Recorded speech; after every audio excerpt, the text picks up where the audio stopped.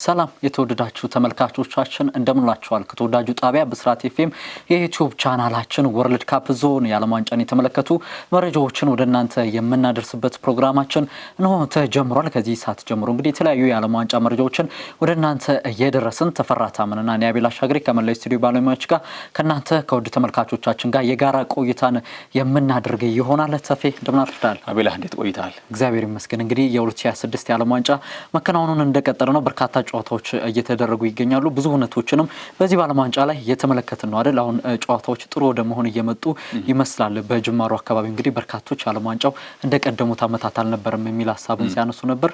አሁን ጥሩ የሆነ የመጣ ይመስላል። ትናንትና የምድብ ሁለተኛ ጨዋታዎች መከናወናቸውን ጀምረዋል። በምድብ አንድ ቼክ ሪፐብሊክ ከደቡብ አፍሪካ ያደረጉት ጨዋታ 1-1 በሆናቸው ውጤት ተጠናቋል። እንደዚሁ ሌሊቱን ሜክሲኮ ደቡብ ኮሪያን 1-0 ማሸነፍ የቻለችበት ውጤት ተመዝግቧል። ሌሎችም በርካታ ጨዋታዎች ምሽቱን ተከናውኗል። በእነኚህ ጨዋታዎች ላይ እንግዲህ ሀሳቦችን የምናነሳሳ ይሆናል። ከምድብ አንድ ጀምራል።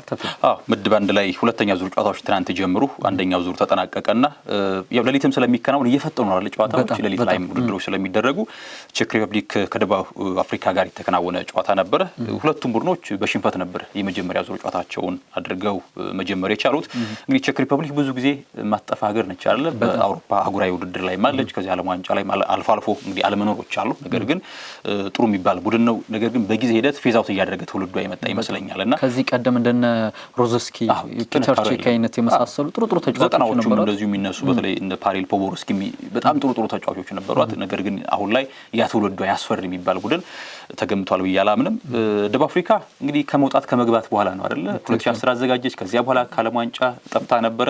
ዳግም ደግሞ ወደ ዓለም ዋንጫው ተመለሳለች። እንግዲህ ደቡብ አፍሪካም እርግጥ ነው እግር ኳስ በባህሪው በተለይ ናሽናል ቲም ሲሆን ዘመን አለ የራሱ በተለይ 2090ዎቹ መጨረሻ ጀምሮ 2000ዎቹ መጀመሪያ ላይ የነ ቤኒ ማካርቲ የነ ማርክ ፊሽ የነ ማሲንጋ ስብስብ እንዴት ባለ መንገድ በሀገራችን እግር ኳስ ወዳዶችን ቤተሰብ ይወደድ እንደነበረ በትልቁ እናስታውሳለንና ደቡብ አፍሪካ አሁን ላይ ሊጓ በጣም ጠንካራ ነው። እንዲያውም የዘንድሮውን የካፍ ቻምፒየንስ ሊግ ያሳካው ሰንዳውንስ ነው አይደል? ስለዚህ ብዙ ጊዜ ደግሞ የብሔራዊ ቡድኖች ጥንካሬ የክለቦች ውድድር ነጸብራቅ ነው ብዬ አምናለሁኝና ያ ጥንካሬውን እንመለከታለን ብለን አስበን ነበረ። በአፍሪካ ዋንጫው በጣም ደካማ ቡድን ነበር ደቡብ አፍሪካ። ይሄ ምንም የተለየ ጥራት የሌላት አንድ አይደንቲቲም የላትም። የሚከላከል ቡድን ነው ወይ አትለው ወይ ደግሞ ኦፌንሲቭ ፉትቦል የሚከተል ነው አትለው መሀል ላይ የቆመ የሚዋልል አይነት ቡድን ነበርና ከሜክሲኮ ጋር በነበረው ጨዋታ ግልጽ የሆነ የጨዋታ በሌላቸው በጣም ተቸግረው ሜክሲኮች በተሻለ በራስ መታመን ነበር አሸንፈው የነበረው። ትናንት ግን እንዴት ባለ መንገድ ከቼክም በአንጻሩ ደካማ ቡድን ስለነበረች እንዴት ነጥብ ይዘው ይወጣሉ የሚለው ይጠበቅ ነበረ። የኋላ የሞኬና ጎል አቻ ሆነው ያችን ነጥብ ማሳካት ችሏል። እንግዲህ ሞኬናም ደስታውን የገለጸበት መንገድ ብዙዎችን እንግዲህ ሲያርሰብን ደስታውን የገለጸበት በነበረበት መንገድ ነበር የገለጸውና ሰዎችም ከዛ ጋር ያቆራኙት ስመለከት ነበር። ሞኬና እንግዲህ ባለፉት 10 ዓመታት ማለት እንችላለን በአፍሪካ ካሉ ድንቅ የዚህ አማካይ ክፍል ተጫዋቾች መካከል አንደኛው ነው። እርጋታው ኳስን ማኔጅ የሚያደርግበት መንገድ በጣም ይደንቃልና ትላንት ለሀገሩ ጎል አስቆጥሮ ነጥብ ተጋርተው ወጥቷል። አሁን በጎው ነገር እንግዲህ 12 ያክል ምድቦች አሉ። 1 እና 2 ቀጥታ ያልፋሉ። ከዛ 8ቱ ደግሞ ምርጥ ሶስተኛ ሆነው የማለፍ እድል አላቸው። ስለዚህ እያንዳንዷ ነጥብ ዋጋ አላት እና ደቡብ አፍሪካ ትናንት በጣም አስፈላጊ ነጥብ የሶስተኛውን ዙር ጨዋታ በጥሩ መንገድ መጫወት ከቻለች ነጥብ ማግኘት ከቻለች ለማለፍ ራሷን የምታመቻችበት እድል የፈጠረችበት አጋጣሚ ሆኖ ነው ያለፈው። ምናልባት እዚሁ ላይ ሌላኛውን ጨዋታ እንግዲህ ማንሳት ካለብን የሜክሲኮን ከደቡብ ኮሪያ ታፊ ይቅርታ ግን እዚህ ጋር ከደቡብ አፍሪካ ከዚህ ከእግር ኳስ ወጣ ብለን ምናልባት ደቡብ አፍሪካዎች እናስታውሳለን በ2010 ራሳቸው ባዘጋጁት የዓለም ዋንጫ መላው አፍሪካውያን ከደቡብ አፍሪካ ጎን የቆሙበት ነበር። እንደዚሁም ፒተር ዲዩሪ ሸበላላ ሜክሲኮ ላይ ጎሉን ሲያስቆጥር ጎል ፎር ደቡብ አፍሪካ እንደዚሁም ጎል ፎር ኦል አፍሪካ ብሎ ነበር መግለጽ የቻለውና በዚህኛው የዓለም ዋንጫ ግን ከዚህ ከዜኖፎቢያ ጋር በተገናኘ በርካታ አፍሪካውያን ለደቡብ አፍሪካ ጀርባቸውን የሰጡበትን ነገር እየተመለከት እንገኛለን። አፍሪካዎች የደቡብ አፍሪካን ብሔራዊ እየደገፉ አይደለም። በመጀመሪያው ጨዋታ ከሜክሲኮ ጋር በተደረገው ጨዋታ በርካታ አፍሪካውያን በዚህም በሀገራችንም ጭምር ሜክሲኮን ሲደግፉ ነበር። በትናንትናም ጨዋታ እንግዲህ በርካታ እየተመለከትናቸው ነገሮች አፍሪካውያን ቼክን ሲደግፉ ነው የተመለከትነውና ምናልባት ይሄ ነገር ቡድኑ ላይ ተጽዕኖ አሳድሯል ወይ ብላ ታስበው? ልክ ነው።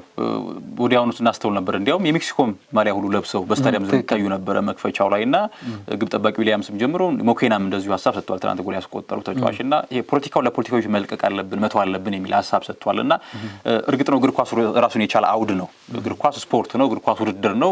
ምናልባት ተጫዋቾቹ የቡድን አባላቶቹ ያን ሐሳብ ላይኖራቸው ይችላል። ነገር ግን እንዳልከው በዚያ በደቡብ አፍሪካ ውስጥ የተከሰተ ያለው ነገር በደቡብ አፍሪካ ናሽናል ቲም ላይ ጥላቻ እንዲፈጠር አድርጓል ብዬ አስባለሁ።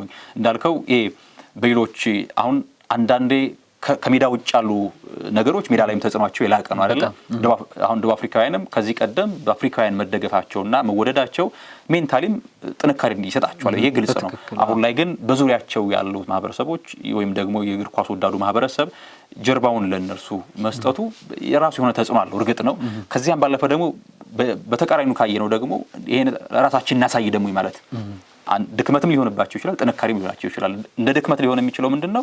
አለመደገፉ ሲኖር ሜንታሊ ያ ነገር ሊያሳስባቸው ይችላል። ከዚያም ባለፈ ግን ደግሞ ይሄ ጥላቻው ወይም ደግሞ ሰዎች እንዳልደገፏቸው ሲረዱም ራሳችን ባለመደገፍ እናስመልክት ብሎ ደግሞ የማሰብ ነገር ይኖራል። ይሄ እንግዲህ እግር ኳስ ይሄ ምንጊዜም ከየትኛውም ገለል ያለ ነው ብዬ አስባለሁ። ግን ደግሞ ሰዎች ደግሞ የራሳቸው መልከታ ነው ደቡብ አፍሪካን ያለመደገፍ ባህሪያቶችን የተመለከት ነው። የራሱ የሆነ ተጽዕኖ እንዳለው ግን ግልጽ ነው። እንደውም እኮ አንዳንዶች አሁን ላይ ለደቡብ አፍሪካ ካላቸው ጥላቻዊ ማለመደገፍ የተነሳ ምን ይላሉ መሰለ፣ ደቡብ አፍሪካ እንኳን ከብሔራዊ ቡድን ይቅርና ከስቴዲየሙ በባዶ ስቴዲየም ብትጫወት እንኳን ስቴዲየሙን ነው የምንደግፈው እያሉ ሀሳብ የሚሰጡ አንዳንድ አስተያየት ሰጪዎች አሉና ከዚህ ጋር በተያያዘ በተለይ የደቡብ አፍሪካ ብሔራዊ ቡድን ላይ እንደዚሁም የሁጎ በሮሱ ቡድን ላይ የአእምሯዊ ተጽዕኖ ይፈጥራል ተብሎ ይጠበቃል። እንግዲህ ሶስተኛ ጨዋታውን ከደቡብ ኮሪያ ጋር ነው የምታደርገው። ደቡብ ኮሪያ እጅግ በጣም ጠንካራ ቡድን እንደሆነ ይታወቃል። በዚህ በዓለም ዋንጫ ላይ በየ4 ዓመቱ ከሚመጡ ጠንካራ ብሔራዊ ቡድኖች መካከል ደቡብ ኮሪያ አንደኛው ነው። እንግዲህ ሶስተኛ ጨዋታቸውን ሲያደርጉ ምን ያስመለክቱናል የሚለው የሚጠበቅ ነው። በዚህ ቀደም ሲል አንተ እንዳነሳው ሜክሲኮ እንግዲህ 6 ነጥብ ማግኘት የቻለችበትን ጨዋታ ደቡብ ኮሪያን 1-0 ማሸነፍ ችላለች። ደቡብ ኮሪያ ጠንካራ ቡድን ነው፣ ግን ሜክሲኮ ይህንን ፈተና በሚገባ ተወጥታ ወደ ቀጣይ ዙር ማለፏን አረጋግጣለችና በዚህ ጨዋታ ላይ የተወሰነ ነበር። ሜክሲኮ እንግዲህ ከአዘጋጅ ሀገሮቱ መካከል አንደኛዋ ሀገር ነች። ሜክሲኮ ዓለም ዋንጫ ሲነሳ ምንጊዜም ስሙ አብሮ የሚተሳሰር አይነት ቡድን ነች። ሁለት ጊዜ ራሷን ችላ አዘጋጅታለች ውድድሩን። አዝቴካ ሲባል ምንጊዜም እግር ኳስን በሚወዱ ሰዎች መካከል የሚነሳው ስም ነው። ዘንድሮም በታሪክ የመጀመሪያው የመክፈቻ 3 የዓለም ዋንጫ ውድድሮችን ያዘጋጀ አዝቴካ ስቴዲየም መሆን ይችላል። ሜክሲኮ ስብስቧም አሁን እርግጥ ነው እንደ ብዙዎቹ ናሽናል ቲሞች እየነጠፈ ያለ ቡድን ሆኗል። ነገር ግን በባህሪያቸው ላቲን አሜሪካዎች ታታሪነታቸው ለቡድናቸው ያላቸው ስሜት የገዘፈ ነውና ያ ነገር ብርታት ሰጥቷቸዋል ብዬ አምናለሁ። የመጀመሪያው ሀገር ሆናለች አለ ማለፏን ያረጋገጠች በዓለም ዋንጫው 6 ያክል ነጥቦችን ይዛለች። ስለዚህ በብዙ መስፈርቶች ማለፏ የተረጋገጠ ሆኗል። 6 ያክል ነጥብ መያዝ ችላለች። ደቡብ ኮሪያ በጣም ጠንካራ ቡድን ነው።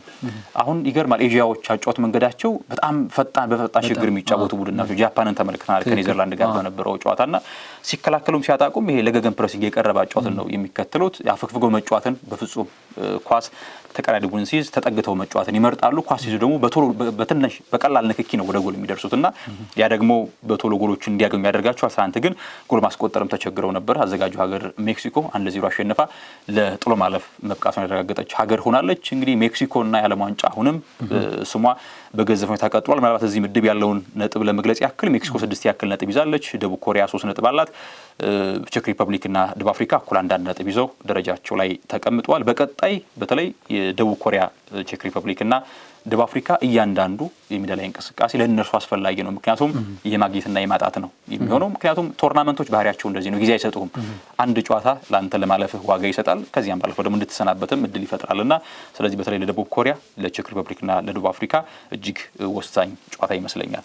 ደቡብ ኮሪያ በተለይ የተሻለ እድልን ይዛ የምድብ 3ኛ ጨዋታውን ታደርጋለች። ጨዋታውን ባቻ ውጤት ካጠናቀቀች በቀጥታ ወደ ቀጣዩ ዙር ማለፏን የምታረጋግጥበት እድል ይኖራል። ምናልባትም ቼክ ሜክሲኮን የማሸነፍ እድል አላት ማለት ትንሽ ከበድ ይላል። እንደዚህ ወረቀት ላይ በመነመለከተው ምናልባት ሜክሲኮ 3ኛ ጨዋታውን ልታሸንፍ የምትችልበት እድል ይኖራል። ነገር ግን እግር ኳስ ነው፣ በሜዳ ላይ ምን ሊፈጠር እንደሚችል አይታወቅም። ሜክሲኮም እንግዲህ በቼክ ልትፈተን የምትችልበት እድል ይኖራል። እንግዲህ ምድብ 1 ይሄንን ይመስላል። እንደዚህ በምድብ 2 ትናንትና ሌሎች ጨዋታዎች ተከናውነዋል። እንግዲህ ሌላኛው አዘጋጅ ሀገር ካናዳ ኳታርን አስተናግዳ እንግዲህ ግማሽ ደርዘን ግቦችን ማስቆጠር ይችላለች። 6-0 በሆነ ውጤት ነው ማሸነፍ የቻለችው ካናዳ። ጆናታን ዴቪድ እንግዲህ በካናዳ ታሪክ ስሙን በወርቅ ብዕር ማጻፍ የቻለበትን ጨዋታ ነው ትናንትና ማድረግ የቻለው። 3 ግቦችን ማስቆጠር ችሏል። ሃትሪክ መስራት ችሏል። እንግዲህ ካናዳ እንደምናውቀው እንግዲህ በዚህ ዓለም ዋንጫ 2 ግቦችን ብቻ ነበር ማስቆጠር የቻለችው ከዚህ ቀደም። ትናንትና እንግዲህ 6 ማስቆጠር ችላለች። ለካናዳ እጅግ በጣም ይበል የሚያሰኝ ጨዋታ ነው። ትናንትና ኳታሩን 6-0 በሆነ ውጤት አሸንፋለች። በኳታር በኩል 2 ቀይ ካርዶችን ተመልክተናል። በዚህ ዓለም ዋንጫ ቀይ ካርዶች እየበዙ ነው። ተፌ በመጀመሪያው የመክፈቻ ጨዋታ 3 ቀይ ካርዶችን ተመልክተናል። በ2022 የዓለም ዋንጫ በአጠቃላይ 64 ቀይ ካርዶችን የተመለከትነው። አሁን ከወዲሁ ወደ 5 ቀይ ካርዶችን ጨዋታዎችን ተመልክተናል። እንግዲህ ምናልባት እስከ ፍጻሜው ድረስ የት ይሄዳል የሚለው የሚጠበቅ ነው የሚሆነው። ግን ትናንትና ካናዳ ትልቅ ድልን አስመዝግባለች። በጣም ወሳኝ ድል ነው ለካናዳ። እንግዲህ ካናዳ በታሪኳ ዓለም ዋንጫ ተሳትፏ ውስን ነው። ነገር ግን በመጀመሪያው ዙር ላይ ነበራለ የመጀመሪያ ነጥቧን ከቦስኒያ ጋር በነበረው ጨዋታ ላይ በዓለም ዋንጫ ታሪክ የመጀመሪያ ነጥቧን ያሳካችው የዛን ወቅት ነበርና ለካናዳ በጣም ትልቅ ነገር ነው። ወሳኝ ተጫዋቻቸው አልነበረም አይደለ? አልፎንሶ ዴቪስ በካሁን በፊትነስ ጉዳይ አልነበረም። ወደ ስብስብ ውስጥ ግን መካተት ችሎ ነበረ። እንግዲህ ካናዳ ታሪኳ ያን ያክል ይውል አይደለም። በዓለም ዋንጫ ጄሴ ማርሽም ትልቅ ኃላፊነት ነበር ይዘው ወደ ውድድሩ መምጣት የቻሉት። ካናዳን ስናነሳ እንግዲህ በቅርቡ በተለይ መረጃዎችን መክፈቻው ላይ ስናነሳ ነበረ እንግዲህ አሊ አህመድ ከኢትዮጵያን ወላጆች የተገኘው ትውልዱ በዚያው በካናዳ ነው። ከኳስ ጋር በጣም በምቾት የሚጫወት ተጫዋች ነው። እንግዲህ በሻምፒዮንሺፕ ቡድኑ እየተጫወተ የሚገኘው በኖርዊች ሲቲ እየተጫወተ ይገኛልና ትናንት ቋሚ ያሳለፉ ውስጥ መግባት ችሎ ነበር። ዮናታን ዴቪድ እንግዲህ 3 ጎሎችን አስቆጥሮ ሃትሪክ ሰርቷል። ይሄ በጣም ትልቅ ነገር ነው ለእርሱ። እርግጥ ነው ዮናታን ዴቪድ አስቀድሞ በሊልም በነበረበት ሰዓት ከዚያም ወደ ዩቬንቱስ ካመራ በኋላም የጥራት ደረጃው እናውቃለን። ነገር ግን ከክለብ ውድድር በዘለለ ደግሞ አንድ ተጫዋች የበለጠ ለሀገሩ ትልቅ ገድልን ሲሰራ እጅግ አስደናቂ ነውና ትላንት 3 ጎሎችን ማስቆጠር ችሏል። ነገር ግን ለካናዳ ትናሽ ግማሽ ደርዘን ጎል ከማስቆጠር ባለፈ ደግሞ መጥፎም ዜና ነበረ። ትላንት በጣም የእስማኤል ኮኔ ጉዳት ብዙዎችን ያስደነገጠ ነበረ። የሚገርመው ጥፋቱ ሲሰራ ቀላል ንክኪ ይመስል ነበር። ነገር ግን በጣም ስብራት ነው ወዲያውኑ የገጠመው። ግራግሩ ወዲያውኑ ተሰብሯልና ካሜራዎችም ወዲያውኑ ነገሮችን በምልሰት ማሳየት አልቻሉ። ብዙ ጊዜ ካየን በእግር ኳስ የከፋ ጉዳት ሲከወን በሪፕሌይ አያስመለክቱም እና የቡድን አጋሮቹ ከዚያም ባለፈ ደግሞ የኳታር ተጫዋቾችም ቀርበው ነበረ። ልክ ኤሪክሰን በልብ ህመም ምክንያት ጉዳት ገጥሞት ሜዳ ላይ ሲወድቅ ልክ እንዳደረጉት ከበው ከዚያ ወዲያውኑ የሕክምና ባለሙያዎች መጥተው እገዛ አድርገውለት ከሜዳ ወጥቷል። ደስ የሚለው ነገር ወዲያውኑ እሱም ነቅቶ የተለየ የጤና እክል አልገጠመው። ከስብራቱ በዘለለ የከፋ ነገር አልነበረም። እናም እያጨበጨበ ነበር። ደጋፊዎቹ ድጋፍ የሰጡት መውጣት የቻለው እንግዲህ እስማኤል ኮኔ ገና ልጅ ነው። 24 ዓመቱ እድሜ ላይ ነው የሚገኘው። ከዚህ ቀደም በተለይ እናውቀዋለን በእንግሊዝም መቶ ተጫውቶ ነበር በዋትፎርድ ከዛ በኦሎምፒክ ዲ ማርሴ አሁን ላይ በሳሱሎ ነው በሴሪያ እየተጫወተ የሚገኘው። በመልኩም ስንመለከተው ጥቁር ነው። አይቮሪ ኮስት ነው ትውልዱ። በ7 ዓመቱ ነው ወላጅ እናቱ ጋር ወደ ካናዳ ያመራው። ከዚያ በኋላ ነው በካናዳ በተለያዩ አካዳሚዎች እየተጫወተ ማሳለፍ የቻለው። በጣም አሳዛኝ አጋጣሚ ነበረ። ትናንት የሚገርመው እርሱን ተክቶ የገባው ተጫዋች ሳሊባ ወቅጣት ምት ጎል አስቆጠረ። ከዚያም የእርሱን ማሊያ ይዞ ነው እያስመለከተ ድጋፉን የሰጠውና እግር ኳስ እንዲህ ነው። በመጥፎም በጥሩም ጊዜ ህብረቱ አንድነቱ ይግድ መጠናከር አለበት እና ሳሊባ ያንን ሲያስመለክት ነበረ። ለካናዳ በጣም ትልቅ የሚባል ድል ነው። ኳታር ግን እዚህ ከተሳትፎ በዘለለ የተለየ ነገር ለማድረግ ያን ያክል ጠንካራ እንዳልሆነች የተመለከትንበትም ጨዋታ ሆኗል። ለካናዳ ግን በጣም አስፈላጊ የሚባል ድል ነው። ኳታር እንደዚሁ ከስዊዘርላንድ ጋር ባደረገችው የመጀመሪያ ጨዋታ ምንም እንኳን ጨዋታውን ባቻ ውጤት ብታጠናቀቅም በጣም አነስተኛ ፐርፎርማንስ ያሳየች ብሔራዊ ቡድን ነበረች። ምናልባት ተመልካቾች ጨዋታውን ካልተከታተሉት ውጤቱን ሲያዩ ምናልባት ኳታር ጥሩ ተንቀሳቅሳለች ወይ ጠንካራ ነች ብሎ ሊያነሱ ይችላሉ እንጂ ፈርስት ተቻቸው እጅግ በጣም የወረደ ወይም ኳስ በትክክል ፓስ ማድረግ ሲሳናቸው በዛ ጨዋታ ተመልክተናል። እንግዲህ ትላንትና በዚህ ጨዋታ እየተመለከት ነው ያን ነው የዩሊያን ሎፔቴጉ ቡድን እንግዲህ ምንም እንኳን ኳሊቲ ያለው አሰልጣኝ ቢኖራቸውም እንግዲህ ጥራት ያለው ስብስብ ባለመኖሩ ምክንያት በዚህ ዓለም ዋንጫው ያን ያህል ብዙ ይጓዛሉ ተብሎ አይጠበቅም። በትናንትናው ዕለት እንግዲህ በ33ኛውና በ53ኛው ደቂቃ ተጫዋቾቻቸውን በቀይ ካርድ አጥተዋል። ሀማም አህመድ እንደዚሁም አሲም ማዲቦ ናቸው በቀይ ካርድ ከዚህ ጨዋታ መውጣት የቻሉትና ይሄ ምናልባት የኳታር ውጤት ላይ ተጽዕኖ ሊያሳድር እንደሚችል ይጠበቃል። ትናንትና ግን ጨዋታውን 6-0 በሆነ ውጤት መሸነፏን ተከትላ እንግዲህ ከምድብ ማለፏ ነገር የበለጠ አጣብቂኝ ውስጥ ገብቷል። አሁን ወደ 6 የገበዳ አለባት። እንግዲህ በዚህ ምክንያት ምናልባት ቀጣዩን ጨዋታ እንኳን ድል ማድረግ ቢችሉ ወደ ቀጣዩ ዙር ማለፍ እድላቸው የበለጠ የጠበበ ነው የሚሆነውና እንግዲህ በዚህ ምክንያት ጨዋታ በዚህ ውጤት ተጠናቋል። እንደዚህ ስዊዘርላንድ ከቦስኒያ ያደረጉት ሌላኛው በዚህ ምድብ የተደረገ ጨዋታ ነው። እንግዲህ ስዊዘርላንድ የመጀመሪያ ጨዋታውን በራሳቸው ጥፋት ማለት ይቻላል እንግዲህ የመጀመሪያውን ግብ ካስቆጠሩ በኋላ በርካታ የግብ ዕድሎችን መፍጠር ቢችሉም ኳስና መረብን ማገናኘት አልቻሉም ነበር። የኋላ ወደ ጨዋታው መጠናቀቂያ ላይ ኳታሮች አቻነት ግብ አስቆጥረው ጨዋታው በአቻ ውጤት ተጠናቀቀ። ትናንትና ግን ከዛ ትምህርት መውሰድ ይመስላል ቦስኒያ ላይ 4 ግቦችን አስቆጥረው 4-1 በሆነ ውጤት ድል ማድረግ ችለዋል እና ወደ ቀጣዩ ዙር የሚያልፉበትን እድልም ያሰፉበትን ውጤት ነው ያስመዘገቡት። ትናንት በጣም እንግዲህ ለስዊዘርላንድ በጣም አስቆጭ ራሳቸውን መውቀስ የነበረባቸው ጨዋታ ነበረ ከኳታር ጋር። ምክንያቱም በጥራት ደረጃቸው በሜዳ ላይ እንቅስቃሴ ስዊዘርላንድ የተሻለው ቡድን ነበረ። ነገር ግን 3 ነጥብ አሳክተው መውጣት አልቻሉም ነበረ። ትላንት ግን ያንን የካሱበት የቀይ ካርዶችም ተመዝግበዋል። ትላንትና ሞባሃሪሙ በእንደዚሁ በቦስኒያ በኩል በቀይ ካርድ በ80ኛው ደቂቃ የወጣበት እውነት ነው ያለው። እንደዚሁም ደግሞ በዚህ ጨዋታ ማንዛቢ 2 ግቦችን ማስቆጠር ችሏል። ቀይ ካርዶች በጣም እየበረከቱ ነው አይደል? በዚህ በቶርና ብዙ አልተለመደም አይደል? ቶርናመንት ላይ ቀይ ካርዶችም ብዙ ወደ 6 አካባቢ መሰለኝ ነው በዚህ ዓለም ዋንጫ የተመለከቱት። ገና በአንደኛ ዙር ማለት እንችላለን 6 ቀይ ካርድ በጣም ብዙ ነውና የበለጠ ወደ ጥሎ ማለፉ ሲመጡ ደግሞ የአግሬሲቭነቱ ኢንቴንሲቲው ከፍ ያለ ትላልቅ ብሔራዊ ቡድኖች ትልልቅ ጥራት ያላቸው ብሔራዊ ቡድኖች በሚገናኙበት ሰዓት የበለጠ ቴምፖ ከፍ ያለ ጨዋታዎች ሲመጡ የበለጠ ቀይ ካርዶችን ልንመለከትበት የምንችልበት እድል እንዳለ ይታያል። እንግዲህ ገና ከወዲሁ ከዚህ በፊት ከመክፈቻው ጨዋታ በፊት በ2006 የጀርመን የዓለም ዋንጫ ከፖርቱጋልና ኔዘርላንድ የጥሎ ማለፍ ጨዋታ በኋላ ነበር በአንድ ጨዋታ 3 ቀይ ካርድ የተመለከት ነው። እንግዲህ እንደምናስታውሰው በዛ 2006 ጨዋታ በፖርቱጋልና በኔዘርላንድ ጨዋታ 3 ቀይ ካርዶችን ተመልክተን ነበር እንግዲህ በዛ ጨዋታና ከዛ በኋላ የመጀመሪያው ነበር። ከዛም በኋላ እየቀጠሉ ነው። ትላንትና በሁለት ጨዋታዎች 3 ቀይ ካርዶችን ተመልክተናል በአንድ ምድብ የሚገኙ ብሔራዊ ቡድኖች። ይሄ በጣም ምናልባት አግሬሲቭነቱ እየበረከተ እንደመጣ ማሳያ ነው። እንግዲህ ስዊዘርላንድ በጣም ጥሩ የሚባል ቡድን ነው። ባለፉት 10 እና 15 ዓመታት በጣም በጠንካራ በሚባል መዋቅር ውስጥ ያለ ቡድን ነው። እንግዲህ ሙራት ያኪን በጣም ጥሩ ቡድን ገንብተዋል። ልምድ ያላቸውን ተጫዋቾች ከወጣቶች ጋር ነው ማጣመር የቻሉት። ማኔላ ካንጂ በጣም ልምድ ያለው ተጫዋች ነው። መሪያቸው ግራኒት ዣካ በስብስቡ ውስጥ አለ። የነ ኢምቦሎ ዳንዶይ ፍሩይለር እንደዚሁ በጣም ልምድ ያለው ተጫዋች ነውና ጥሩ ቡድን ነው በስብስባቸው ውስጥ ያዙት። እንዳልኩት አስቆጪ ነበር የመጀመሪያው ዙር ጨዋታ። ትናንት ግን 4 ጎሎችን አስቆጥረዋል። ለአንድ በሆነ ውጤት ድል ማድረግ ይችላል። ይሄ ደግሞ የበለጠ ምናልባት ቀጣዩና የመጨረሻው ዙር ጨዋታ አቻ ምናልባት በቂያቸው ሊሆን ይችላል ወደ ቀጣዩ ዙር ለማለፍ። ምክንያቱም ምርጥ ሶስተኛ መኖሩ በጣም ያሰፋዋል እድላቸውን። 8 ምርጥ ሶስተኛ ነው ማለት 4 ብቻ ነው የሚወድቀው ከ12 ምድብ 8ቱ ምርጥ ሶስተኛ ካለፈ 4ቱ ብቻ ይሰናበታሉ። 5 ነጥብ በጣም ብዙ ነጥብ ነውና በጣም የተሻለ የሚባል ውጤት ነው ማስመዝገብ ይችላል። እንግዲህ ቦስኒያ አሁንም ትውልዷ ደግሞ ፌዝ አውት አድርጓል። ልክ እንደ ብዙዎቹ ሁሉ አሁን ተተኪ ትውልድ ካልመጣ የብዙዎቹ የእድሜ እርከን ስንመለከት እንግዲህ ኤዲን ዤኮ በጣም እድሜው ሲያድ ኮላሲናች በጣም እድሜያቸው የገፉ ተጫዋቾች ናቸው በቦስኒያ ስብስብ ውስጥ ያሉት። ያውም ደግሞ መሪዎቹና ሁነኛ ተጫዋቾቻቸውና የግድ ተተኪ ትውልድን ማምጣት ካልቻሉ በቀጣዮቹ በአህጉራዊ መድረክም ሊሆን ይችላል በዓለም አቀፍ መድረኮች ላይ የተሻለ ነገር ለመስራት እድላቸው በጣም መምጣቷ ራሱ ስኬት ይመስለኛል። ተፈኒ ቦስኒያ በዛ ዓለም ዋንጫ ላይ ደግሞ ጥላ የመጣችው ቡድን ስንመለከት የጣሊያንን ብሔራዊ ቡድን ጥላ ወደዚህ የመጣችው በመክፈቻ ጨዋታዋ ከካናዳ ጋር ነጥብ መጋራት ትችላለች። ምናልባት በዛ ጨዋታ እኮ ኮላሲናች ምናልባት ብሎክ ያደረገው ኳስ ጎል ሊሆን የሚችል ነበርና እነኚህን አይነት ልምድ ያላቸው ተጫዋቾች ባትይዝ ኖሮ ምናልባት ወደዚህ ልደርስ ማትችልበት ነበር። ትላንትና ግን በስዊዘርላንድ ፍጹም ብልጫ ተወስዶባት ተመልክተናል። እንግዲህ ከምድብ ምናልባት የማለፍ እድሏ የጠበበ ሊሆን ይችላል። ነገር ግን ቀደም ሲል አንተ እንዳነሳው ይሄ ምርጥ ሶስተኛ የሚለው እድል በጣም ጥሩ እድልን የሚሰጣት ይመስለኛል። በተለይም ደግሞ በዚህ ምድብ ኳታር ሰፊ በጎል ልዩነት መሸነፏን ተከትሎ እንደዚሁ ደግሞ የምታገኘውም ኳታርን ነው።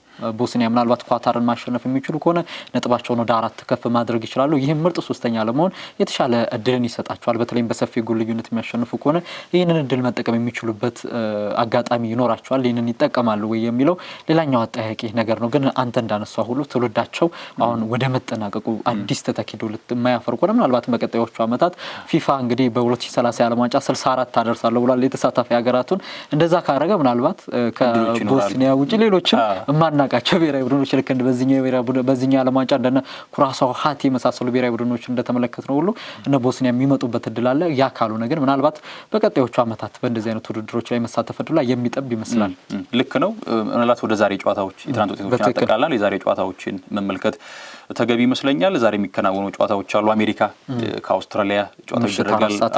ቱርክ ከፓራጓይ፣ ስኮትላንድ ከሞሮኮ፣ ብራዚል ከሃይቲ ጨዋታዎች ይደረጋሉ።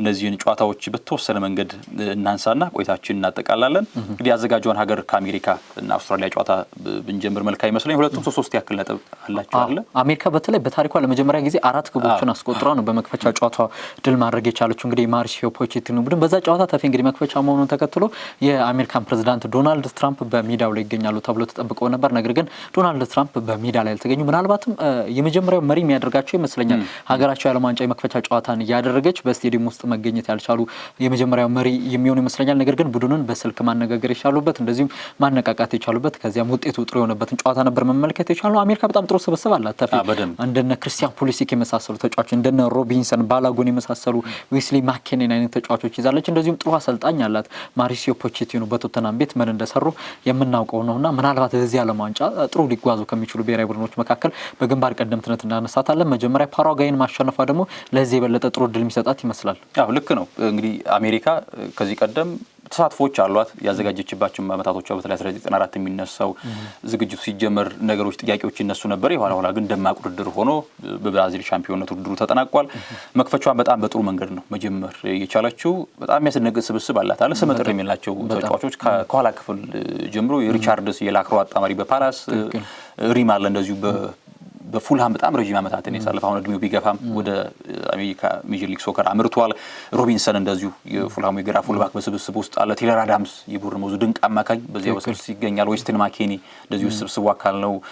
ከዚያም ባለፈ ደግሞ ፑሊሲክና ዌስተን ማኬኒም እንደዚሁ ይጠቀሳሉና ይሄ ስብስቧ በተለይ በአውሮፓ እንዲያውም ብዙዎቹ የቋሚነት እድል ሁሉ ያላቸው ናቸው አይደል? ብዙዎች ስንመለከት ቋሚ ሆኑ ማለት ደግሞ የተሻለ የዚህ ሜንታሊም ጥሩ ናቸው ማለት ነው። ስለዚህ ፖቼቲኖ በታክቲክ የሚታመሱ አይደሉም። ስለዚህ አሜሪካን ምናልባት አዘጋጅ የማገር መሆን የራሱ የሚሰጠው ጥቅም አለ ከድጋፍ አንጻር።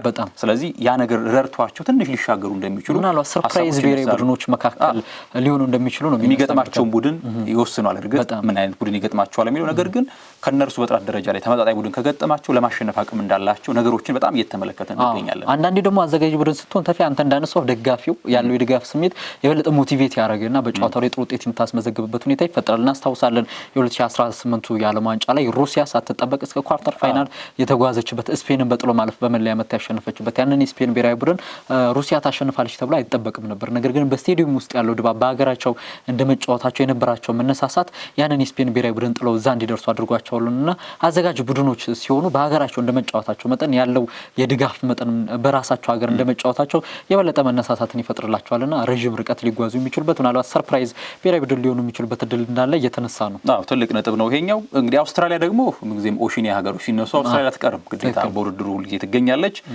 በጣም በሚያስደነግጥ መንገድ ቱርክን ማሸነፍ ቻለች። የጨዋታ ብልጫው በእንቅስቃሴ ረገድ ተርኪ የተሻለች ነበረች። አስቀድሞም እንግዲህ አውስትራሊያዎች እኛ የበለጠ ልምዱ አለን የሚል ሀሳብ ሰጥተው፣ ነገር ግን ቱርኮች ደግሞ ጨዋታውን የሚለየው ሜዳ ላይ ነው፣ ስለዚህ ሜዳ ላይ ማውራት ይሻል በሚል ሀሳብ ሰጥተው ነበርና ሀካን ቻናለጉሉ ጭምር። ነገር ግን እንዳሉት ሁሉ አውስትራሊያዎች ልምዳቸውን ተጠቅመው አሸንፈው ከሜዳ ወጥተዋል። 3-3 ነጥብ ይዘው ነው አሜሪካና አውስትራሊያ ዛሬ ጨዋታቸውን የሚከውኑት። ሌላኛው ቱርክና ፓራጓይ ምንም ያክል ነጥብ አላስመዘገቡም። እንግዲህ ቱርክ በጣም ድንቅ ስብስብ አላት። ምናልባት ያስደነገጠኝ ነገር እንግዲህ ኦዙን የፍራንክፉርቱ ገና ወጣት ተጫዋች ነው። ከዚያም ባለፈ ይልዲዝም ተጠዋቂውን በላይ ነበር ያስቀምጡትና ይልማዝን ነው ምርጫቸው ያደረጉት።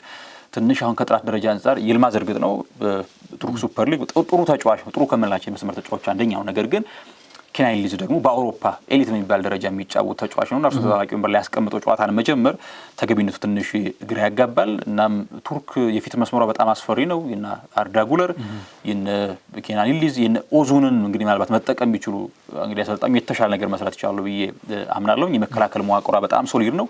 እንግዲህ አውስትራሊያ ባለፈው ነገሮች በድንገት ነው ባልጠበቁት መንገድ የተቀጡትና ለቱርክ ከፓራጓይ ጋር የሚደረገው ጨዋታ ሁለቱም ምንም ነጥብ የላቸው እርግጥ። ነገር ግን ቱርክ ምናልባት ከዚህም ከምድቡ አልፋ መጫወት ብትችል ለተመልካችም በጎ ይመስለኛል አይደል?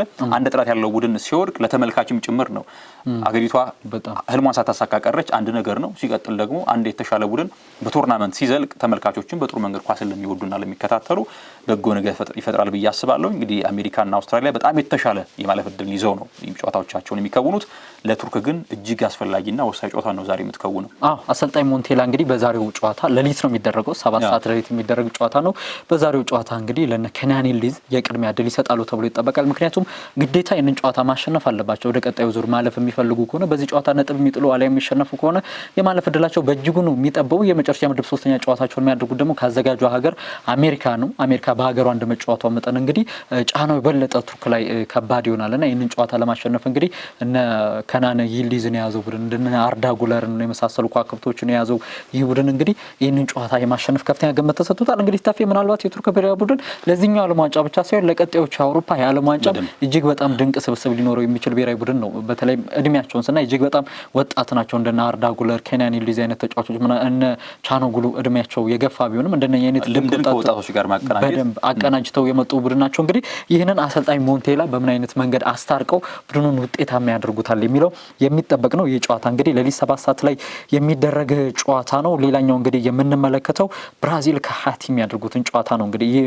በምድብ 3 የሚደረግ ሌላኛው ጨዋታ ነው። ብራዚል እንግዲህ በመጀመሪያ ጨዋታ ከሞሮኮ ጋር በርካቶች ሞሮኮን ያደነቁበት ለሞሮኮ እንግዲህ ትልቅ ሪዋርድ የሰጡበት ጨዋታ ነበረ። ብራዚል ደግሞ በአንጻሩ የተተቹበትን ጨዋታ ነው ማድረግ የቻሉት። ዛሬ ከሃይቲ ነው የሚጫወቱት። የማሸነፍ ነገራቸው የሚያጠራጥር አይመስልም። ያው ኳስ ነው፣ ጨዋታውን እንጠብቃለን፣ ግን ከፍተኛ የማሸነፍ ግምት ተሰጥቷቸዋል። በዚህ ጨዋታ እንግዲህ ኔይማር ጁኒየር አሁንም ከብሔራዊ ቡድኑ ውጪ እንደሆነ ከስብስቡ ውጪ እንደሆነ ግሎቡ ይዞት የወጣው መረጃ ያመላክታል። ነገር ግን ካርሎ አንቸሎቲ ምን አይነት አስተላለፍ ይዘው ይገባሉ የሚለው የሚጠበቅ ነው የሚሆነው። ከሞሮኮ ጨዋታ በኋላ አንዳንድ መረጃዎች እንደሚያመላክቱት ከሆነ ካርሎ አንቸሎቲ ለቀጣዩ ጨዋታ ላይናፓቸውን ለመቀየር መወሰናቸውን መረጃዎች ሲያመላክቱ ነበር። እንግዲህ ዛሬ ሌሊት 9:30 የሚደረግ ጨዋታ ነው። ጨዋታ በዚህ ጨዋታ ላይ ምን አይነት አስተላለፍ ይዘው ይገባሉ የሚለው የሚጠበቅ ነው። ትልቅ ጉዳይ ነው። እንግዲህ ብራዚል የዓለም ዋንጫ ቁንጮ ሀገር ነች። የአምስት ጊዜ ውድድሩ ሻምፒዮን በመሆን ምክንያቱም ብራዚልን እና እግር ኳስን ነጥሎ መመልከት የግድ የሚቻል ነገር አይደለም እና ነገር ግን በተለይ ከኮሪያ ጃፓን ከነበረ ውድድር በኋላ የብራዚል ስኬት በጣም እየነጠፈ ነው የመጣውና ትውልዷም ይሄ ተሰጥኦ አለ። ነገር ተሰጥኦ ጎልብቶና ዳብረው ደግሞ በውጤት አማነት አንድ ላይ ሊመጣ አልቻለምና ብራዚል ከሞሮኮ ጋር በነበረው ጨዋታ ብራዚል የምትመስለው ሞሮኮ ነበረች አይደል? የአፍሪካ ብራዚል ብለን እስክንጠራ ድረስ እርግጥ ነው ሞሮኮ ኳታር ላይ የነበራትን ጀግንነት ስንመለከት ነበር። እስከ ሰሚፋይናል ድረስ ደርሳ ዓለምን ጉድ ያሰኘች ከዚያም ባለፈ ደግሞ እንዴት አይነት አስደናቂ ቡድን እንደነበረች ተመልክተናል። ይሄ አሁን ኤጂያን ቅድም ሳነሳ ነበር አይደል? የደቡብ ኮሪያ የጃፓን አጫወት መንገዳቸውን ልክ ሞሮኮም ያና ጨዋታ መንገድ ነው የምትከተለው። በጣም ባይ ፕሬሲንግ ነው። እንዲያውም የአየር ጸባዩ ሞቃታማ መሆኑ ከአንድና ከሁለት ጨዋታዎች በዘለለ ይህንን ጨዋታ መንገድ እየተከተሉ በርካታ ጨዋታዎችን ማድረግ ሊከብዳት ይችላል ሲባል ነበር። ምክንያቱም የአየር ጸባዩ ሞቃታማ ከሆነ በፕሬሲንግ በኃይል እና ይሄ ሄቪ ሜታል ጨዋታ መንገድ እየተከተልክ ለመዝለቅ ትንሽ አዳጋች ነው። ነገር ግን ሞሮኮች ደጋግመው ሲያደርጉ ነበር። የአየር ጸባያቸው ሞቃታማ መሆኑ በሀገራቸው ይሄ ነገር ሊጠቅማቸው እንደሚችል ይታሰባል። አሁን ላይ የሞሮኮ ከዚያም ባለፈ ደግሞ በተለይ ላቲን ሊዮኔል አንድሬስ ሜሲ አሁን በዚያው ነው የሚጫወተው ኢንተር ሚያሚ። ስለዚህ የአየር ጸባይ ብዙ ሊቸግሩ አይችልም የሚባለው ለዚህ ነው። ስለዚህ እንግዲህ የብራዚል ብሔራዊ ቡድን ባለፈው በጣም ካቅም በታች የነበረ ውጤቱ እኔ እንደውም ለብራዚል በጣም ተስማሚ የሚባል ውጤት ነው ብዬ ነው የማስበው። ምክንያቱም ሞሮኮን የጎዳ ሞሮኮ ማሸነፍ የነበረበት ጨዋታ የቪኒሲዮስ ጁኒየር የግል ተአምር ነው እንጂ ነጥብ ይዘው እንዲወጡ ያደረጋቸው ያም የግል ጥረቱ ነው። ያጎል ያስቆጠረበት መንገድ አማካይ ክፍሏ በጣም የተሰበረ ነበረ። ምክንያቱም ልምድ ያላቸው ካስሚሮና ጉማሬሽ እንደ አቬሬጅ ተጫዋች ነበር ሜዳ ላይ በአዩብ ቦዋዲና በኡናሂ ስር ትንሽ ተጫዋች ነበር ይመስሉ የነበሩት። ካስሚሮና ብሩኖ ጉማሬሽ የሚመስሉት ሞሮካውያን እና ቦዋዲና ኡናሂ ነበሩ። በጣም የሚደንቁ ነበረ። የኡናሂን ያስቀድሞ እናውቀዋለን። ከዚህ በፊት በነበሩት የአፍሪካ ዋንጫና የዓለም ዋንጫ ውድድሮች ላይ በጣም ልምድ ያለው ተጫዋች ነው። በተክለ ሰውነት ደቃቂ ቢሆንም ነገር ግን በጣም ብልህ የሚባል ተጫዋች ነው። እንግዲህ አዩብ ቦዋዲ ገና የመጀመሪያ ቱርናመንቱ ነው። እንግዲህ ተጫዋቹ እዛው ትውልዱም ፈረንሳይ ነው። ነገር ግን የሚገርመው ወርሃ ግንቦት ላይ ነው የሞሮኮ እግር ኳስ ፌዴሬሽን ለፊፋ ጥያቄ አቀርቦ ተቀባይነት ካገኘ በኋላ ለሞሮኮ መጫወት የጀመረው አዩብ ቦዋዲ በራችን ላይ አካዳሚካሊ በጣም በሳል የሚባል ሽልማት ሁሉ እስከ መሸለም ደርሷል አዩብ ቦዋዲ እና አሁን እሱን ስትመለከት ገና 18 ዓመት ተጫዋች ነው። ካስሚሮ ባለፉት 10 ዓመታት ከምርጥ 6 ቁጥሮች መካከል አንዱ ነው። ብሩኖ ጉማሬሽ በፕሪሚየር ሊግ ምን ሲሰራ እንደነበር በኒውካስል ቤት እናውቃለን። ነገር ግን እንዴት ይፈነጭ እንደነበረ ጌም ኮንትሮል የሚያደርግበት መንገድ ፕሬስ ሬዚስት ሲያደርግ በጣም ይደንቅ ነበረ። ቢውልድ አፕ ሲያደርግና እንግዲህ አዩብ ቦዋዲ ምናልባት በወደፊቶቹ ቀጣይ የእግር ኳስ ዘመናት ላይ አማካይ ክፍል ከዋክብት ሆኖ መዝለቅ የሚችል ተጫዋች እንደሆነ የተመለከተበት ጨዋታ ነበረ። እንግዲህ ብራዚል ከተጫዋች ምርጫ ጋርም ቅድማ ቤላ ስታነሳው ነበረ፣ ጥያቄዎች ሲነሱበት ነበረ። አስቀድመውም ስኳዳቸውን ሲጠሩ አሁን ደግሞ ላይናፑ ላይ የጆዋ ፔድሮ ለመጠራት አሁንም ድረስ ጨዋታውን ስመለከት ብራዚልን ፊት መስመር ላይ ቪኒሲዮስን በሊንክ አፕ የሚያጫውተው ተጫዋች እንደሌለ ሲገባኝ ጆዋ ፔድሮ ለዚህ የተሟላ ተጫዋች ነው። ኢጎር ቲያጎ እንደ ታርጌት ማን መሆን የሚችል ተሻጋሪ ኳሶችን ማስቆጠር የሚችል እንጂ አውት ኤንድ አውት እየተጫወተ ሊንክ አፕ የሚያደርግ ተጫዋች አይደለም በፍጹም። እና የጆዋ ፔድሮን ጥራት በጣም አተውታል ካርሊቶና በጣም ስተት እንደሰሩ ነው የሚሰማኝ። በርካቶች ከዚህ ከኔይማር ጋር ነው የሚያነሱት እዚህ ነው የጆዋ ፔድሮ ምርጫ በኔይማር ምክንያት መስዋዕት የተደረገ ተጫዋች ነው ይሉታልና በተለይም ኔይማር ከዚህ ከዓለም ዋንጫ የመጀመሪያ ጥሪ በፊት በዚህ በቡድን ውስጥ ያደረገው ነገር በጣም በርካቶችን ያነጋገረ ነበር አይደል? በሳንቶስ ተቀይሮ ከወጣ በኋላ በጉዳት ይቺ የሰሯት ድራማ አለች በስተት ምክንያት ነው የተቀየርኩት ብሎ ካሜራው ላይ ያመላከተበት ከዛም ሳንቶስ ተጫዋቹ ጤነኛ ነው ያለበት ካርሊቶ የበለጠ ጫና ሲደርስባቸው እንደነበር እንደውም አንዳንድ ከብራዚል ሲወጡ የነበሩ መረጃዎች እንደሚያመላክቱት ተፌ በዛን ወቅት ካርሊቶ እስከ 2030 ድረስ በብራዚል ብሔራዊ ቡድን ኮንትራታቸውን አራዝመዋል። ግን ኮንትራታቸው ሲራዘም ኔይማር ወደ ብሔራዊ ቡድን መጠራት አለበት የሚለው በንግግር ውስጥ ከነበሩት ጉዳዮች መካከል አንደኛ ነው። ምክንያቱም የድጋፊውን ጫናና ስፖንሰርሺፑን እናጣለን የሚል ስጋት በዛ በብራዚል እግር ኳስ ፌዴሬሽን ውስጥ የነበረ ነው የሚሉ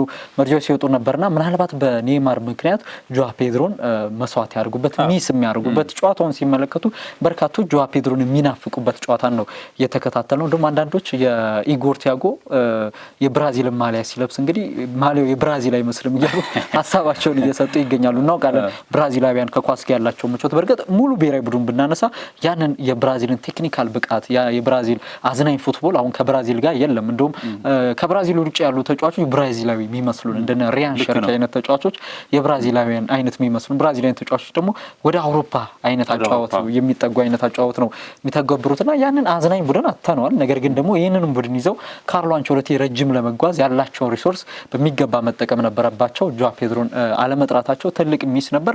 አሁንም ግን ለሄንድሪክ በጨዋታው ጊዜ አለመስጠታቸው በርካቶች እንደ ትችት ሲያነሱት ነበር።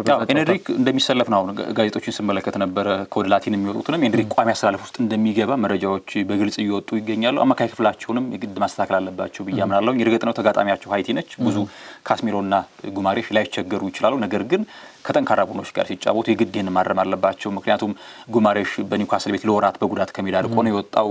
ካስሚሮ በጣም በተለይ ከማይክል ካሪክ መምጣት በኋላ አስደናቂ ሲዝን ነው ማሳለፍ የቻለው። ነገር እድሜ የሚባል ነገር አለ አይደለ? የጨዋታ ቁጥር መገደብ ይኖርብሃል ተጫዋችና አማራጮች አሏቸው። ፓኬታ ምናልባት 10 ቁጥር መጠቀም ልክ ነው ብዬ አላምንም። ምክንያቱም ሉካስ ፓኬታ እርግጥ ከኳስ ጋር በምቾት የሚጫወት ተጫዋች ነው፣ ግን ያ ክሬቲቪቲ ያለው ብዬ አላስብም እና ምናልባት ካስሚሮን ከፓኬታ ጉማሬሽን ከፓኬታ የማጣመር አይነት ዘይቤ የሚከተሉ የተሻለ ቡድኑ ሚዛናዊ ይሆናል ብዬ አስባለሁ። ሌላኛው ኢባኔዝ ቀኝ ፉልባክ ላይ የተሻለ ተጫዋች አይደለም። ምክንያቱም በችግር ነው እርግጥ የዌስሊ መጎዳትን ተከትሎ ነው ኢባኔዝ በዚያ ስፍራ ላይ ያላቸው። እንዲሁም አማካይ ክፍል ኤደርሰንም እንደዚህ ሌላ አማራጭ አላቸው። የአትላንታው በቅርቡ ዩናይትድን እንደሚቀላቀል የሚጠበቀው አማካኝም አማራጮች አሏቸው። ፊት መስመሩ እንደተመለከተ ነው የራፊና መታተር በጣም ይደንቃል። በእያንዳንዱ እንቅስቃሴ ፕሬሲንጉ በጣም አስደናቂ ነው። ነገር ግን ከኳሱ ውጭ መታተር ብቻውን ውጤት አያመጣም። ከኳስ ጋር በምቾት መጫወት ያስፈልጋልና ብራዚልን ምናልባት በሃይቲ ጨዋታ ላይ የሆነች ትንሽ ነጸብራቅ ልንመለከት እንችላለን እንጂ ልናደንቅ አንችልም አይደል? በጣም ሃይቲን ቢያሸንፉም ያን ያህል እንደ ትልቅ ነገር ሊነሳላቸው አይችልም። ቀጣይ ከስኮትላንድ ጋር የሚያደርጉት የምድብ 3ኛ ጨዋታ እንደዚሁም በጥሎ ማለፉ የሚያደርጉት ውድድር የሚጠበቅ ነው። ዳኒሎ ራሱ በግል ብናነሳው ተፌ በቀይ መስመር ላይ ያን ያህል አመርቂ የሚባል እንቅስቃሴን ሲያስመለክተን አልነበርምና ካርሊቶ እንግዲህ በቀጣዮቹ ጨዋታዎች የበለጠ ጊዜ ወስደው ከረዳቶቻቸው ጋር ተነጋግረው ቤስት 11 ሚኒቱን ለጨዋታ እቅዳቸው የሚመጥን ቡድን መምረጥ አለባቸው ብዬ አምናለሁ። ዳኒሎ ሳይሆን አሽራፍ ሀኪሚ ነበር ብራዚላዊ ተጫዋች የሚመስለው።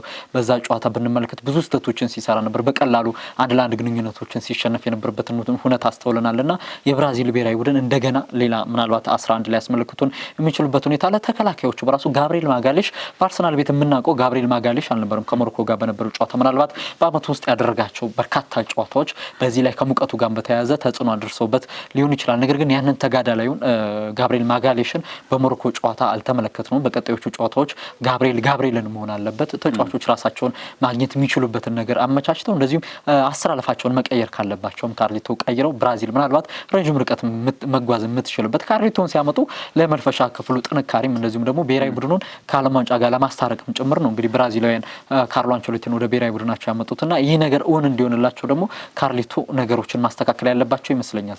ልክ ነው እንዳልከው የመከላከል መዋቅሩ ላይም ጥያቄዎች ሲነሱ ነበረ። ምክንያቱም ማርኪኒዮስም ሆነ ጋብሪኤል የአትሌቲክ የሚባሉ ተጫዋቾች አይደሉም። ስለዚህ በብስለት አሁን ምንድነው የሚያደርጉት ተከላካዮች ፈጣን ካልሆኑ ቴክኒካሊ ነገሮችን ይጠቀማሉ። ስለዚህ እንደ ሊብሮ ከኳስ ጋር በምቾት ስለሚጫወት ማርኪኒዮስ ወደፊት ተጠግቶ ቢጫወት ሁለቱም አንድ ላይ በሃይላይን አለመጠጋት እንደዚህ ቴክኒኮችን የግድ የካርሊቶ የቤት ስራ ነው። የካርሊቶ ትልቁ ችግር ምንድነው ታክቲካሊ በጣም በሰራ አሰልጣኝ ናቸው ብዬ ለማመን ይከብደኛል። የእርሳቸው ትልቁ ኳሊቲ ሊደርሺፕ እና ማኔጅ የሚያደርጉበት መንገድ መልበሻ ክፍሉ እንዴት ባለ መንገድ እንደሚያዋቅሩ ስላወቅን በጣም ትልቅ አሰልጣኝ ናቸው። ነገር ግን የታክቲክ ንድፈ ሀሳቦችን በማቅረብና ለችግሮች መፍትሄ ማበጀት ላይ በከፍታ የምናስቀምጣቸው ሰው አይደሉም። ስለዚህ እንዳነሳሁት አሁን ሁለቱም ጎሉ አሁን የሳይባሪ ጎል ሲቆጠር ከተመለከተ በአንድ ፓስ ነው የገደሏቸው። ማርኪኒዮስም ሆነ ጋብሪኤል ማጋሌሽ ለአማካይ ክፍሉ ተጠግተው ይጫወቱ ነበረ። በሩጫዎቹ ተነጥሎ ራሱ ወጣ ጎል አስቆጠረ። ስለዚህ እንደዚህ አይነት አጋጣሚዎችን ያሰልጣኙ የቤት ስራ ነው። ስለዚህ አንደኛው እንደ ሊብሮ ወደፊት ተጠግቶ ሲጫወት በሃይላይን፣ አንደኛው ግን እዛው ቦታውን ሳይነቅል ሊግድ ሊጫወት እንደሚገባ ያንን አጫዋት መንገድ ይግድ መከተል አለባቸው። ጥሩ ነገር ምንድነው ከመጥፎ አጫዋት መንገዳቸው ወደ ውጤት ለመመለስ ጥሩ አጋጣሚ ገጥሟቸዋል። ተጋጣሚያቸው ደካማ ሆኖ ይሄ በጣም ትልቅ እድል ነው። ወደ ሁለተኛው ጨዋታ እና ምራቤላ ስኮትላንድ ከሞሮኮ የሚደረገውን ጨዋታ እንመልከተው። እንግዲህ ሁለቱ ቡድኖች ከዚህ ምድብ ለብራዚል ፈታኝ እንደሚሆኑ አስቀድሞም የሚታወቅ ቡድን ነው። ምናልባት እኔ ከፈረንሳይ ከሚገኝበት ምድብ ፈረንሳይ፣ ሴኔጋልና ኖርዌይ ከሚገኙበት የሞት ምድብ ልለው የምችለው ምድብ ይሄ ይመስለኛል። በተወሰነ መንገድ ስኮትላንድ በጣም ጥራት ያላቸው ተጫዋቾች አላቸው። እንደነ ማክቶሚኔ የመሳሰሉ ተጫዋቾች እንደነ ሮበርትሰን፣ ጆን ማኪን በአስቶን ቪላ ቤት እናውቀዋልና በጣም ጥሩ ብሔራዊ ቡድን ነው። የመጀመሪያ ጨዋታቸውን እንግዲህ በድል ማጠናቀቅ ችሏል። ከሞሮኮ ጋር ነው የሚያደርጉት። ከሞሮኮ ጋር የሚመጣጠን አይነት ብሔራዊ ቡድን ይመስለኛል። እንግዲህ ሞሮኮ አሁን በፊት በዚህ በዓለም ዋንጫ ላይ የአፍሪካ ብሔራዊ ቡድኖች ከየትኛውም የአውሮፓ ብሔራዊ ቡድን ጋር ጨዋታ ቢያደርጉ አነስተኛ ግምት ነበር የሚሰጣቸው። ሞሮኮ ይህንን ነገር መቀየር የቻለ ብሔራዊ ቡድን ነው። በእርግጥ በዚህኛው የዓለም ዋንጫ የአፍሪካ ብሔራዊ ቡድኖች እንግዲህ በጣም ጠንካራ እንቅስቃሴን እያስመለከቱን ይገኛሉ። ሴኔጋል ምንም እንኳ በፈረንሳይ ብትሸነፍም የመጀመሪያው ጎል እስኪቆጠርበት ድረስ በጣም ጥሩ ትንቅንቅን ማስመልከት ትችላለች። ሞሮኮ በጣም ጥሩ ጨዋታን ከስኮትላንድ ጋር የሚያስመለክቱን ይመስለኛል። በጣም ጥሩ ትንቅንቅን ልናይበት የምንችል ምናልባትም ደግሞ ስኮትላንድ ጨዋታውን ድል ካደረገች በቀጥታ ወደ ቀጣዩ ዙር የምታልፍበት፣ ሞሮኮ ደግሞ ወደ ቀጣዩ ዙር ለማለፍ የግድ ይህንን ጨዋታ ማሸነፍ የሚያስፈልጋት ጨዋታ ነውና በጣም ትልቅ ፉክክርን የምንመለከትበት ይሆናል። እንግዲህ ሞሮኮ ብዙ ነገር እንቀይራለች። የአፍሪካን ስም በከፍታ ገጽታ ላይ ታስቀምጥ ቻለች። በዓለም እግር ኳስ ላይ አፍሪካ አቅም እንዳላት ያስመለከተች ሀገር ሞሮኮ ነች። ይሄ ደግሞ አስቀድሞ ኳታር ላይ ተደምድሟል። አሁንም ደግሞ ከብራዚል የዓለም ዋንጫ ሲነሳ ቁጥር 1 ስፍራ ላይ የምትቀመጠውን ብራዚል ፈትና የተሻለች ቡድን ሆና ነጥብ ተጋርታ ወጣለችና የአፍሪካን የእግር ኳስ መልክ የቀየረች ሀገር ሞሮኮ ነችና ስኮትላንድ ደግሞ ይሄ የአውሮፓውያን አጫዋት የሚባለው ግልጽ አጫዋት መንገድ የምትከተል ቡድን ነች። እንዳነሳው ቅድም ጥሩ ተጫዋቾች አሏቸው። በልምድም አንጻር ስቲቭ ክላርክ በቡድናቸው የሚያምኗቸው ተጫዋቾች አሉ። እንደነ ማጊን፣ እንደነ ስኮት ማክቶሚኔ፣ ቻዳምስ ፊት መስመር ላይ በጣም ጥሩ ጊዜ ነው ያሳለፈ የሚገኘው በክለብ የውድድር መድረክ ላይና ሌላው ደግሞ እንዳነሳው ይበልጥ ለልምድ የቀረቡ ናቸው። አሁን ሞሮኮን ስንመለከት ልምድ ያላቸው እንደነ አሽራፍ ሀኪሚ አይነት ተጫዋቾች አሉ።